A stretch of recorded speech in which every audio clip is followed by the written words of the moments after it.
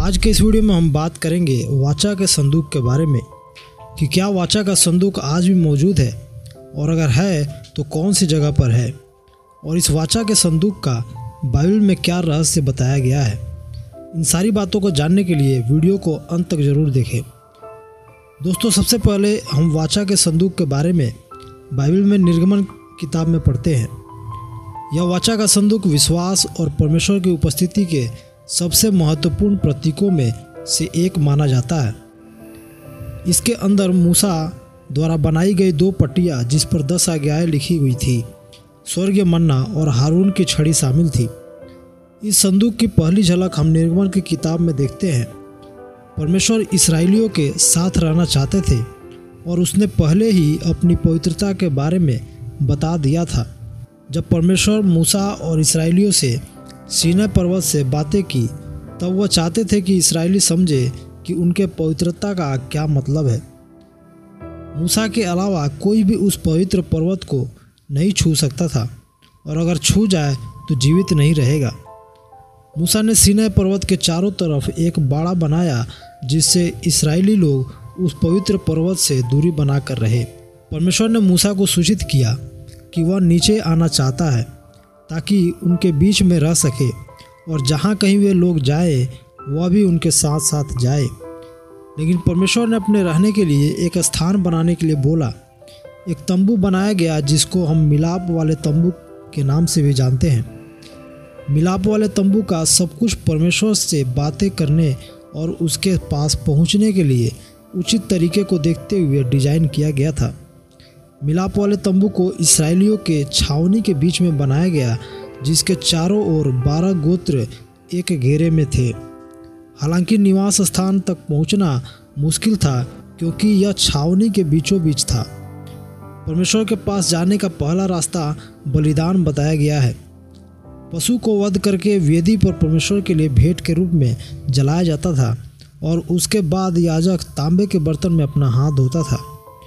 तंबू को 2 हिस्सों में बांटा गया था और उस स्थान के पास जहां परमेश्वर रहता था बड़े तंबू का एक छोटा हिस्सा था। साल में एक बार केवल याजक ही वहां जा सकता था। एक बड़ा घूंघट बना हुआ था, 10 गज गुना 10 गज का घेरा जिसके अंदर पवित्र परमेश्वर का निवास था। अति पवित्र स्थान में एक संदूक था और उसके ऊपर 2 करूब खड़े थे और वे दया आसन के सुनहरे चोटी की ओर देखते रहते थे। महायाजक साल में एक बार पवित्र स्थान में प्रवेश करता था और लोगों के लिए प्रायश्चित के रूप में 1 वर्ष के निर्दोष मेमने की बलि चढ़ाता था। वाचा का संदूक जिसमें कुछ मन्ना और साक्षी पत्र थी अति पवित्र स्थान में रखी गई थी। इस स्थान में कोई प्राकृतिक रोशनी नहीं आती थी, लेकिन वह स्थान लगातार रोशनी से उज्जवल रहता था क्योंकि परमेश्वर वहां वास करते थे और उनकी महिमा ने उस क्षेत्र को अलौकिक कर दिया था। वाचा के संदूक का विवरण और विशेषताएं हम निर्गमन अध्याय 25 10 से 22 में देखते हैं। वाचा का संदूक बाबुल की लकड़ी से बनाया गया था जिसका लंबाई 2.5 हाथ, चौड़ाई 1.5 हाथ और ऊंचाई 1.5 हाथ की थी। उसके भीतर और बाहर शुद्ध सोने से मढ़ा हुआ था और चारों ओर सोने का बाड़ा बनाया गया था। उसके लिए सोने के 4 कड़े थे जो चारों पायों में लगाए गए थे। बबूल की लकड़ी के डंडे को सोने से मढ़कर संदूक के दोनों ओर के कड़ों में डाला गया था जिससे संदूक को उठाया जाता था और इन डंडों को हटाने से परमेश्वर ने मना किया था। एक प्रायश्चित का ढकना था जो सोने का बना था जिसकी लंबाई 2.5 हाथ और चौड़ाई 1.5 हाथ की थी। इस ढकने के ऊपर दोनों किनारों पर 2 सोने से बनाए गए करूब थे। इनके पंख ऐसे फैले हुए थे जिसके कारण प्रायश्चित का ढकना ढका हुआ था और दोनों के मुंह आमने सामने प्रायश्चित के ढकने की ओर था। परमेश्वर अपने लोगों से प्रायश्चित के ढकने के ऊपर और दोनों करूबों के बीच में जो साक्षी पत्र के संदूक के ऊपर था उनसे मिला करता था और मूसा से बातें किया करता था। गिनती अध्याय 17:10 में लिखा है, फिर यहोवा ने मूसा से कहा, हारून की छड़ी को साक्षी के संदूक के सामने फिर धर दे कि यह उन दंगा करने वालों के लिए एक निशान बनकर रखी रहे कि तू उनका बुड़बुड़ाना जो मेरे विरुद्ध होता रहता है भविष्य में रोक रखे, ऐसा न हो कि वे मर जाए। वाचा के संदूक के अंदर 3 चीज़ें रखी हुई थी जो हम इब्रानियों अध्याय 9 का 4 में देखते हैं।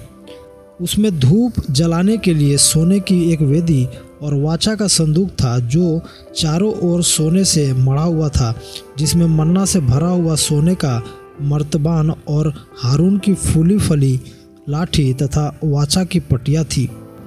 दोस्तों, इन तीनों चीज़ों को वाचा के संदूक के अंदर रखा गया था और इस वाचा के संदूक को परम पवित्र स्थान में रखा गया। उस समय पवित्र स्थान और अति पवित्र स्थान को अलग कर रखने के लिए एक पर्दा लगाया गया था। यहोशू की किताब में हम देखते हैं, संदूक ने इस्राएलियों को उस समय सुरक्षा प्रदान किया था जब वे यरदन को पार करके प्रतिज्ञा किए हुए देश में जा रहे थे, और यरीहो के दीवारों को गिराने में भी इस संदूक द्वारा मदद लिया गया था। शमूएल की पहली किताब में एक संदूक के चोरी हो जाने के बारे में बताया गया है जो फलिस्तियों ने की थी, लेकिन जब परमेश्वर ने उनको गिल्टियों से पीड़ित किया तब सब लोगों ने संदूक को इस्राएलियों को वापस सौंपने का फैसला किया और वाचा का संदूक इधर उधर ले जाया गया। बहुत लोगों के पास से होते होते दाऊद के पास पहुंचा, जो हम पढ़ते हैं 2 शमूएल 6 उसका 12 में। तब दाऊद राजा को यह बताया गया कि यहोवा ने ओबेद एदोम के घराने पर और जो कुछ उसका है उस पर भी परमेश्वर के संदूक के कारण आशीष दी है। तब दाऊद ने जाकर परमेश्वर के संदूक को ओबेद एदोम के घर से दाऊदपुर में आनंद के साथ पहुंचा दिया। दोस्तों, इस संदूक के स्थान के बारे में आखिरी बार बाइबल हमें दूसरा इतिहास की किताब में बताती है। फिर लेवी जो सब इस्राएलियों को सिखाते और यहोवा के लिए पवित्र ठहरे थे, उनसे उसने कहा, तू पवित्र संदूक को उस भवन में रखो जो दाऊद के पुत्र इस्राएल के राजा सुलेमान ने बनवाया था। अब तुमको कंधों पर बोझ उठाना न होगा।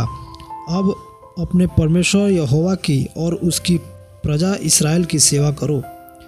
यहाँ हम देख सकते हैं कि वाचा के संदूक को आखिरी बार सुलेमान के मंदिर में रखा गया था और माना जाता है कि मंदिर के नष्ट हो जाने के बाद वाचा का संदूक भी गायब हो गया और आज तक किसी को नहीं पता है कि वह कहाँ पर है। लेकिन यूहन्ना अपने प्रकाशित वाक्य के अध्याय 11 में बताते हैं, और परमेश्वर का जो मंदिर स्वर्ग में है वह खोला गया और उसके मंदिर में उसकी वाचा का संदूक दिखाई दिया, और बिजलियाँ और शब्द और गर्जन और भूडेल हुई और बड़े बड़े ओले पड़े। यूहन्ना के इस दर्शन के अनुसार वाचा का संदूक यीशु मसीह के आगमन के समय स्वर्ग में बनाए गए मंदिर में रखा हुआ दिखेगा। दोस्तों, आपका क्या विचार है हमें कमेंट करके ज़रूर बताएं। वीडियो को लाइक करें, शेयर करें और सब्सक्राइब कर लें ऐसे ही और वीडियो के लिए। धन्यवाद। जय मसीह की।